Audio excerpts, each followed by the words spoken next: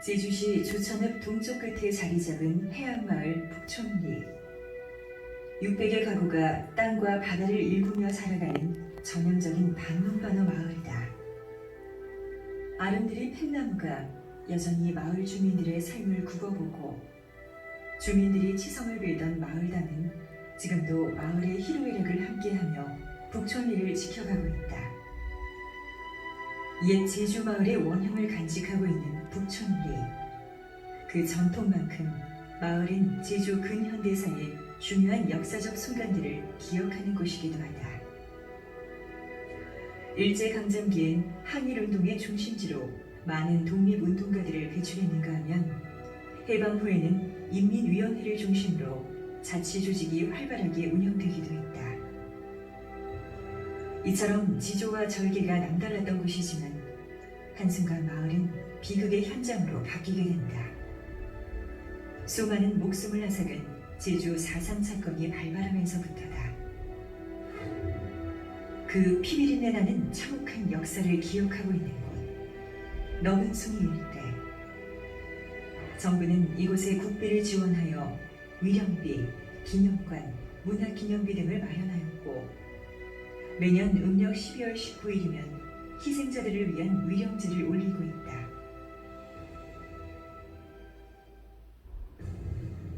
제주 사람들을 한순간 비극의 도가니로 몰아넣은 제주 4.3 사건. 1947년 3월 1일 3.1절 기념대회에서 경찰의 발포 사건으로 시작된 4.3 사건은 수많은 민간인 희생자를 내고 1954년 막을 내렸다. 그러나 4.3의 역사는 반세기가 넘도록 차마 입 밖에 꺼낼 수 없는 금기의 역사였다. 북촌리의 제주 4.3 사건은 그 어느 마을보다 비극이 깊다. 단 이틀 만에 300여 명이 학살되면서 무남촌이라는 이름까지 붙여질 정도로 그 아픔과 한은 이루 다 말할 수가 없다. 북촌 학살 사건은 1947년 8월 13일 전단을 붙이던 주민들을 향해 경찰이 발포한 총에 3명이 부상을 당하면서 첫 실현을 맞게 된다. 다음해 1948년 4월 21일에는 무장대가 북촌리의 선거관리위원회 사무소를 공격해 선거 기록을 탈취하고, 6월 16일에는 북촌 포구에서 경찰관 2명이 무장대에 살해된다. 또 같은 해 12월 16일에는 북촌리 민보단원 24명이 렌시빌로에 끌려와 군인들에게 총살을 당하게 된다. 그리고 다음 해인 1949년 1월 17일, 아무도 예상할 수 없었던 가장 비극적이고 처참한 북촌 대학살극이 벌어진다.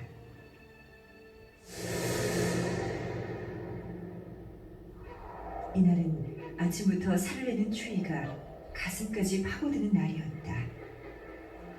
아무도 생각지 못했던 끔찍한 참극이 벌어지기 전까지 북촌리의 겨울은 여느 겨울과 다르지 않았다.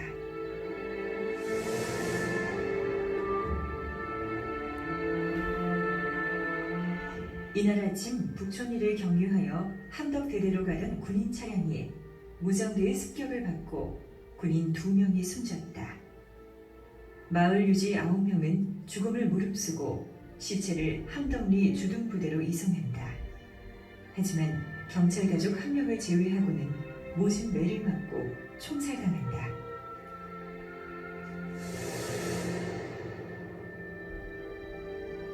이연대 소대가 북촌리 주민들을 향해 보복 출동. 북촌리 해동 초소막에서 보초를 서고 있던 사람들을 향해 총기를 난사했다.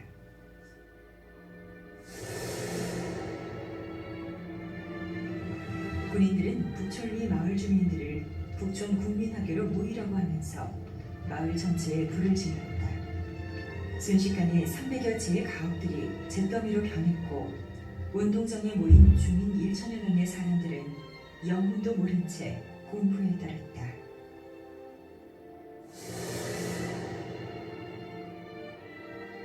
운동장에 모인 주민들을 군인과 경찰 가족으로 선별하는데, 그 과정에서 위협 사격으로 17명의 주민들을 먼저 쏘아 죽인다. 이때 희생자 중에는 젖먹이 어린이를 낳은 여인도 있었다. 곤줄이 나이는 죽은 엄마의 옷걸음 속을 파고들며 젖을 빨았다고 한다. 그 후 군인들은 무작위로 줄을 세운 뒤 3차에 걸친 총살로 학교 동쪽 당팍과 학교 서쪽 양계와 너은 송이 등에서 사살을 강행한다. 함덕리에서 지프차 한 대가 달려오며 중지하라는 손짓에 의해 총살은 중단된다. 대대장은 사살 중지 명령과 함께 주민들에게 다음날 함덕으로 모이라는 강제 소개 명령과 함께 병력을 철수했다.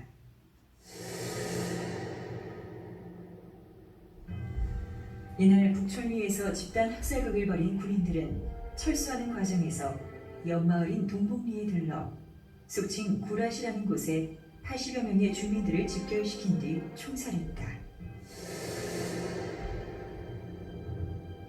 마을은 불에 타 사라지고 살아남은 사람들은 가족들의 시신을 찾아 헤맸다. 겨울이라 어둠이 일찍 마을을 찾았지만 그날 내린 눈과 섣달의 달빛은 억울하게 죽은 영혼들을 기억하고 있었다. 다음날 함덕으로 갔던 주민들 중 도피자 가족이라 하여 함덕리 모래밭으로 끌려가 북촌리 주민 30여 명이 군인들에 의해 총살당한다.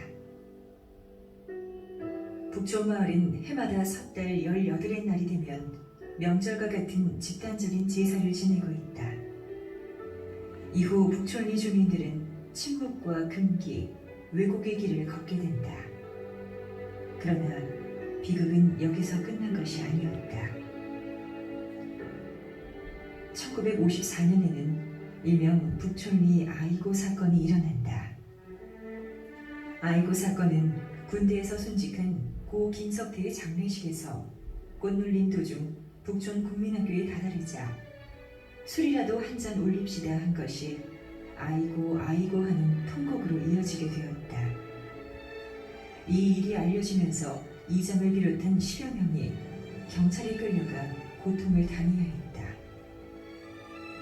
경찰은 이를 형살자 6주년 기념 추도식으로 몰아세우면서 북촌리 사람들을 위협하고 공포에 떨게 했다.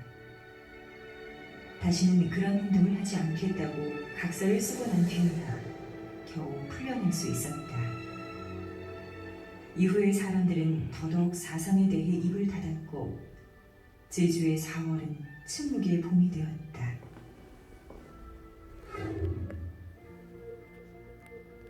그렇게 금기의 세월을 보내던 제주 4.3 사건이 드디어 입을 열게 된다. 1978년 현기영은 제주 4.3 사건을 소재로 한 순위 삼촌을 한 문예지에 발표하며 고향의 아픈 역사를 문학적 양심으로 끌어냈다. 그리고 그 후 차츰 4.3에 대한 양심적 목소리가 흘러나오기 시작했다. 순위 삼촌은 지난 2013년 서울에서 연극 무대에 올려지기도 했다. 비단 제주에서만 일어난 일이 아닌 우리 모두의 아픈 역사라는 것을 일깨워준 계기가 된 것이다. 또한 4.3을 주제로 한 영화 지술도 전국적으로 큰 호응을 얻으며 많은 이들의 공감대를 이끌어냈다. 대학살이 일어났던 너분순이 이곳에서 사살된 어른들의 시신은 다른 곳에 안장되었지만 어린 아이들의 시신은 그대로 매장되어 있다. 현재 20여 기의 애기 무덤이 모여 있는데 이 중 8기 이상이 북촌 대학살 때 희생된 어린아이 무덤으로 추정하고 있다.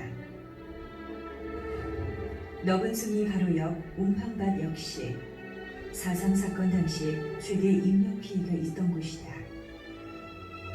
북촌 대학살의 현장으로 마치 물을 뽑아 널어놓은 것 같이 시체들이 널브러져 있었다고 한다. 이 밭 가운데 작은 봉부는 당시 희생된 어린아이의 무덤이다. 북촌리 주민들은 억울하게 죽어간 4.3의 영혼들과 늘 마주하며 살고 있다. 마을 당 옆의 당팥과 너분순이 서우봉, 북촌 성터에 이르기까지 4.3의 흔적은 여전히 그날의 아픔을 고스란히 품고 있다. 북촌 포구와 등명대에도 군인들의 총탄 자국이 여전히 그날의 기억을 지우지 못하고 있다. 지금까지 북촌리는 4.3 진상규명과 희생자 조사를 꾸준히 해왔으며 4.3 기념관을 비롯 고인들의 위령비와 강명비를 세워 그날의 아픈 역사가 다시는 되풀이되지 않도록 기원하고 있다. 앞으로 제주 4.3 사건의 역사를 바로 세우기 위한 우리 모두의 관심과 노력이 지속적으로 이어져야 할 것이다.